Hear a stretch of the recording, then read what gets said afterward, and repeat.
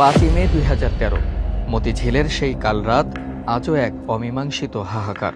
ঘর ছেড়ে আসা তৌহিদি জনতার সেই রক্ত ভেজা হাহাকার আর বুক ফাটা আর্তনাদ আজও ঢাকার প্রতিটি ধূলিকণায় মিশে আছে। কি ঘটেছিল সেদিন শাপলা চত্বরে? কত মানুষের রক্তে রঞ্জিত হয়েছিল মতিঝিলের রাজপথ? সেই নারকীয় মিশন আর ইতিহাসের এক অমীমাংসিত অধ্যায়ের আদ্যপ্রান্ত তুলে ধরতে আপনাদের সাথে আছি আমি, আবু সালেম মোহাম্মদ সাব্বির। 2013 সালের 6 এপ্রিল রাজধানীর মতিঝিলের শাপলা চত্বরে সমাবেশ থেকে নাস্তিক ব্লগার ও ইসলাম ধর্মের অবমাননাকারীদের কঠোর শাস্তির বিধানসহ 13 দফা দাবি ঘোষণা করেন হেফাজত ইসলামের আমির আল্লামা শাহ আহমদ শফী। দাবি মেনে নেওয়ার জন্য ওই মাসের 30 এপ্রিল পর্যন্ত সরকারকে সময় বেঁধে দেওয়া হয়, নয়তো 5 মে ঢাকা অবরোধের কর্মসূচি ঘোষণা দেন সংগঠনটির নেতারা। যত নাস্তিকবাদী, ধর্মবিরোধী, রাসূলের অবমাননাকারী আছে, তাদের মৃত্যুদণ্ডের বিধান রেখে সংসদে আইন পাস করতে হবে। সরকার তাদের সেই দাবি না মানায় 5ই মে পূর্ব ঘোষিত কর্মসূচির অংশ হিসেবে ঢাকা অবরোধ কর্মসূচি পালন করেন হেফাজতে ইসলাম। সেই কর্মসূচিতে যোগ দিতে লাখ লাখ মানুষ ঢাকার দিকে ছুটতে থাকে, কিন্তু পথে পথে চলে বাধা এবং হামলা। সকাল থেকেই ঢাকার 6টি প্রবেশ পথ দিয়ে আসতে শুরু করেন হেফাজত কর্মীরা, কিন্তু সব জায়গাতেই চলতে থাকে তাদের উপর হামলা ও বাধা। পথে পথে সেই বাধা ও হামলা উপেক্ষা করে বেলা 11:30টার দিকে ঢাকার বাইরে থেকে আসা লোকজন রাজধানীতে ঢুকে পড়ে এবং জমায়েত হতে থাকে শাপলা চত্বরে। আওয়ামী লীগের ক্যাডার বাহিনী এবং আইনশৃঙ্খলা বাহিনী নিরীহ মাদ্রাসা ছাত্রদের ওপর বিভিন্ন জায়গা থেকে অতর্কিত হামলা করতে থাকে। হেফাজত কর্মী, পুলিশ এবং আওয়ামী ক্যাডারদের ত্রিমুখী এই সংঘর্ষ থেমে থেমে চলতে থাকে সন্ধ্যা পর্যন্ত।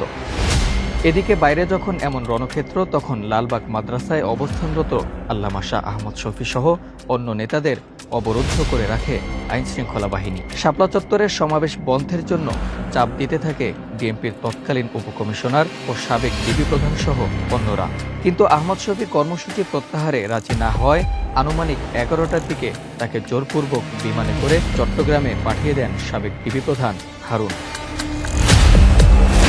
এদিকে গণমাধ্যমে প্রচার করা হয় পুলিশ নিরাপত্তা দিয়ে আহমদ শফীকে লালবাগ মাদ্রাসা থেকে নিয়ে শাপলা চত্বরে রওনা দিলেও কিছুটা পথ গিয়ে তিনি অসুস্থ হয়ে পড়েন এবং নিরাপত্তার অভাবে তিনি চট্টগ্রাম ফিরে গেছেন।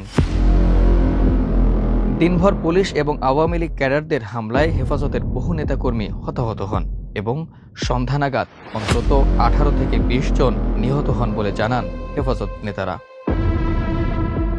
সন্ধ্যার পর হেফাজতের সমাবেশের প্রতি একাত্মতা জানিয়ে বিএনপির চেয়ারপারসন বেগম খালেদা জিয়া এক বিবৃতিতে নেতাকর্মীদের সহায়তার নির্দেশ দেন।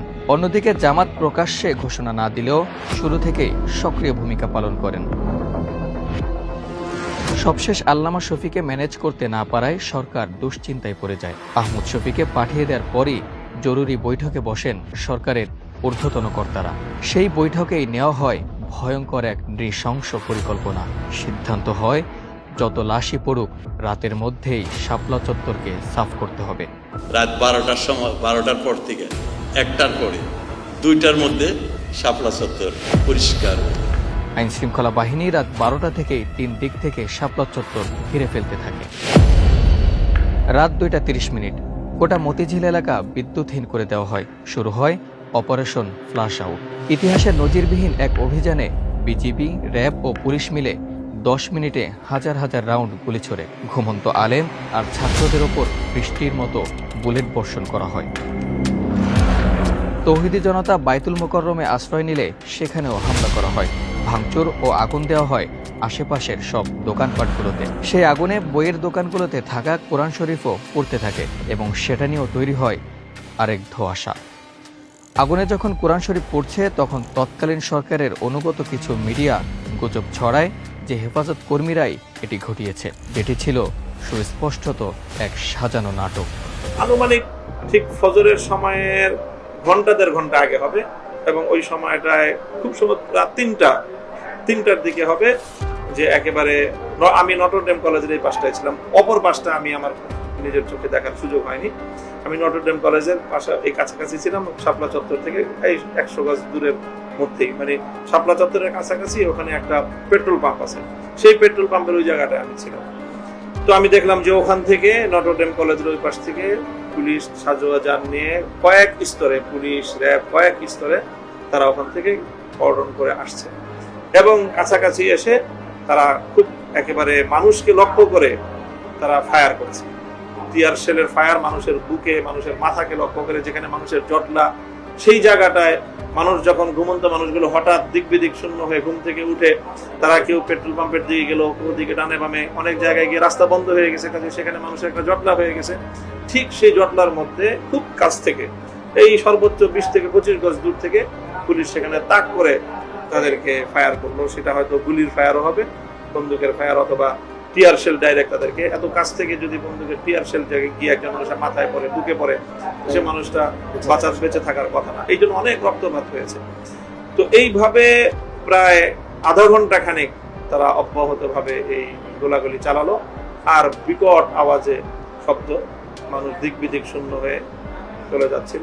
অভিযানের পরদিন সকালে দেখা যায় শত শত রক্তমাখা টুপি, ছেঁড়া তসবি আর কোরআন শরীফ রাজপথে পড়ে আছে। কিন্তু মানুষগুলো কোথায় গেল?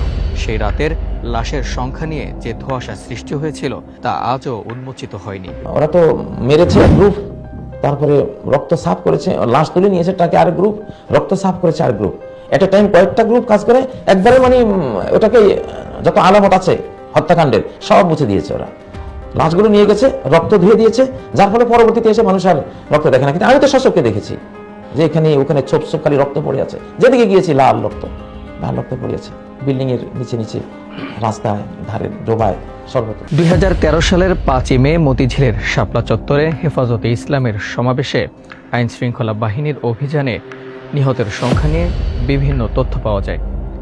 তবে প্রকৃত সংখ্যা নিয়ে এক যুগেরও বেশি সময় ধরে চলছে নানা বিতর্ক। তবে সবশেষ 2025 সালের মে মাসে হেফাজতে ইসলাম 93 জনের একটি প্রাথমিক তালিকা প্রকাশ করেছে। এর আগে মানবাধিকার সংগঠন অধিকার নিহতের সংখ্যা 61 জন বলে দাবি করেছিল। অন্যদিকে আন্তর্জাতিক মানবাধিকার সংস্থা হিউম্যান রাইটস ওয়াচ তাদের প্রতিবেদনে অন্তত 58 জন নিহতের কথা জানিয়েছিল, যদিও সঠিক সংখ্যা নিয়ে এখনও বিতর্ক রয়ে গেছে। শাপলা চত্বরের সেই কালরাত্রি কেবল অপারেশন ছিল না, ছিল বিশ্বাসের উপর রাষ্ট্রীয় আঘাত।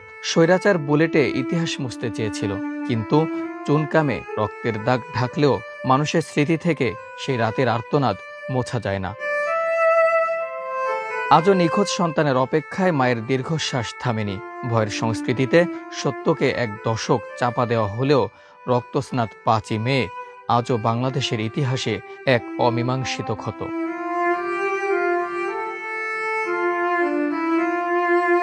খুনিদের বিচার আর ইতিহাসের সঠিক পাঠই হতে পারে শহীদদের প্রতি প্রকৃত শ্রদ্ধা। ইতিহাস কাউকে ক্ষমা করে না। শাপলা চত্বর আজও সেই চূড়ান্ত বিচারের অপেক্ষায়। আবু সালেম মোহাম্মদ সাব্বির, প্রজন্ম 24।